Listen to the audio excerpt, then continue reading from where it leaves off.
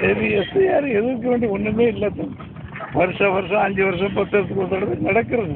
காங்கிரஸ் ஆட்சி நடத்தி இது என்னன்னே தெரியல. திரு ராகுல் அவர்கள் தேவையில்லாமல் இதை இழுத்து விட்டு நம்ம ஸ்டாலின் ஐயா அவர்களும் போட்டு இழுத்து இப்போ முதல்ல கொடி அந்த வாக்காளர் ஜாபிதா சேர்க்கிற இடத்துல திமுக கொடி தான் போகுது. அவங்க தான் எல்லா இடத்துல நிற்கிறாங்க. அதைப்படி அவங்க நாங்கள் யாரும் ஓட்டு சேர்க்கலைன்னா பரவாயில்ல, ஆனால் அவங்க தான் இதை நிற்கிறாங்க. இதை எல்லாரும் வீடு வீடு சேர்க்கணும். நம்முடைய சுதந்திரம், நம்முடைய உரிமை. இதில் எந்தவித பாதிப்பும் ஏன் திமுக நடக்கிறாங்க, ஸ்டாலின் நடக்கிறாரு என்னன்னு தெரியல.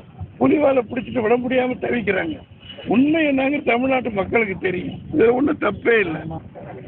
திமுக இந்த எஸ்ஐஆர்னால 1 கோடி வாக்குகளை இந்த தடவை மைனஸ்ல வரும், அதிகமாக இருக்கு. அவர் கம்மியாக சொல்றாரு. நிறைய வரும். இப்போ நம்ம ஊர்லேயே திண்டுக்கல் தொகுதியே 40,000 15,000 ஓட்டுகள் பாதிக்கும். செத்த ஓட்டு, இறந்தவர்கள் கணக்கெடுக்கவே இருக்கு. இப்போ கரெக்டாக வந்துடும். பீகார் வெற்றிக்கு காரணம் எஸ்ஐஆர் தான்.